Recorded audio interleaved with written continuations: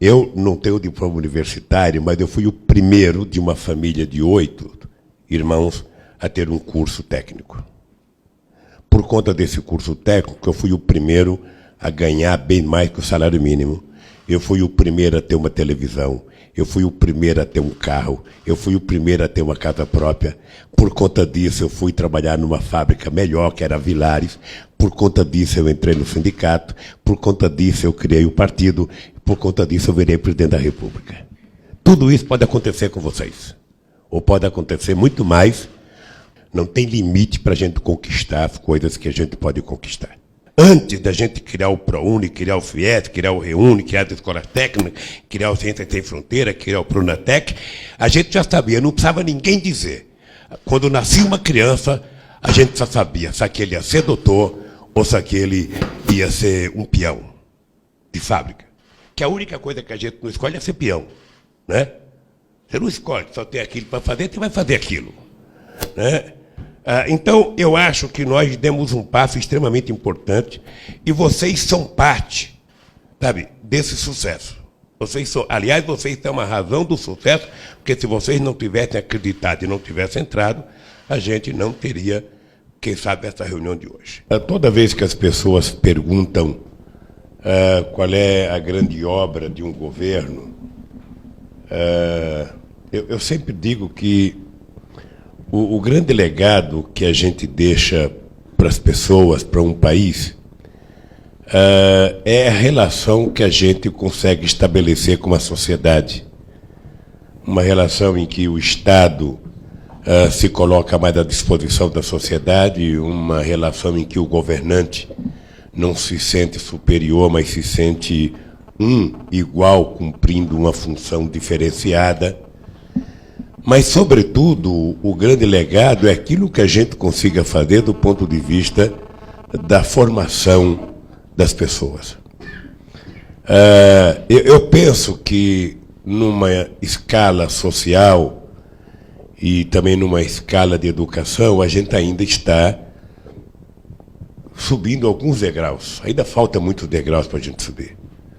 Eu lembro que, quando nós criamos o PAC da Ciência e Tecnologia, foi a primeira vez que nós conseguimos criar unanimidade na área de Ciência e Tecnologia, porque nós colocamos 41 bilhões de reais numa parceria com todas as empresas públicas e com todos os ministérios envolvidos, e conseguimos criar um mecanismo em que a sociedade, sabe, acadêmica, é que ajudou a gastar esse dinheiro, ou seja, ajudou a dizer o que a gente poderia fazer de investimento nesse país.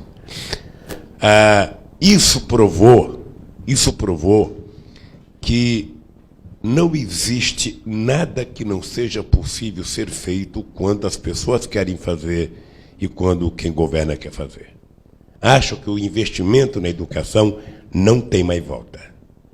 Sabe? Não tem mais volta. Não tem mais volta porque a sociedade aprendeu. Hoje, quando a gente chega numa cidade do interior, as pessoas querem, na verdade, a escola técnica, as pessoas querem Pronatec, as pessoas querem universidade. Medicina não era meu sonho. Porque me diziam que, por ser pobre, eu não teria essa capacidade, então eu cresci acreditando nisso, acreditando que medicina era para filho de rico, e não para mim. Quando você me pergunta o que eu quero de futuro, o que eu quero para o meu futuro, eu quero continuar o seu trabalho. Essa é a minha missão. Minha missão é ser uma boa médica de família, minha missão é atender bem a população, mas minha missão também é pensar em política pública de saúde que continue dando dignidade para o povo brasileiro. Para eu poder cursar a faculdade, eu tive que fazer estágio de manhã e à tarde. Eu moro em São Vicente e a faculdade era em Santos. E eu não tinha condições financeiras para o ônibus, então eu tinha que ir de bicicleta todo dia de São Vicente para Santos. O problema é que eu tinha que fazer estágio de manhã e à tarde, né? E os estágios eram sempre contramão do outro. Então eu fazia o mesmo caminho e de volta umas 4, 5, no máximo 6 vezes por dia. Dava uma média de 20 quilômetros, mais ou menos. E o estágio da manhã não tinha nenhum micro-ondas para esquentar a marmita. Então a conta que eu encontrei era muito simples. Eu ganhava R$50 por semana, os R$50 não pagava nem o ônibus, nem a comida, então eu tinha que levar a marmita de casa. Mas onde que eu vou esquentar essa marmita? Não pensei duas vezes, peguei um plástico filme, cobri a marmita, furava com o garfo, dava 11 horas da manhã, eu colocava na janela para o sol esquentar minha marmita. Aprendi uma coisa muito simples, galera. Nunca cheirem a comida antes de comer. Era normal ela estar estragada. Depois de eu ajudar um monte de gente pelo Pronatec, pelo ProUni, eu passei a ser ajudado pelos programas sociais. No caso, o Reúne. Eu faço mestrado em educação pela UFSCar Sorocaba. Então, o que eu muito ajudei, hoje eu também sou ajudado no mesmo processo de ensino. Então, quando nós falamos o que é o futuro, como vai ser o futuro, gente, o futuro é hoje. O investimento na educação, a revolução na educação, a revolução social está sendo feita hoje.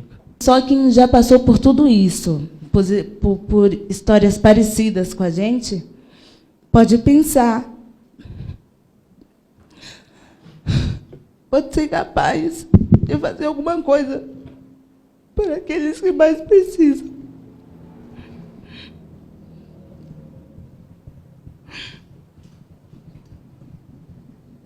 Quando eu vejo o seu filme, e eu vejo aquela parte que a casa enche de água, vocês têm que levantar tudo. Eu lembro que acontecia a mesma coisa com a gente. E só quem passa pela mesma coisa que a gente sabe como é difícil e acredita. Porque aqueles que têm tudo na mão não pensam, não vai pensar nos outros. É tudo tão fácil, e para a gente não. Para a gente é muita dificuldade. Eu acredito em um futuro muito melhor do que o dos nossos pais. Tudo que eles fizeram para a gente, acreditaram na gente. O nosso esforço também fez com que nossas histórias se cruzassem para nós estarmos aqui hoje. E a gente vai poder falar isso para os nossos filhos, para os nossos netos, que teve pessoas que acreditaram na gente e que lutaram muito também. Para mim, o que vocês significam, sabe, é apenas, sabe, a afirmação de que a gente pode tudo o que a gente quer.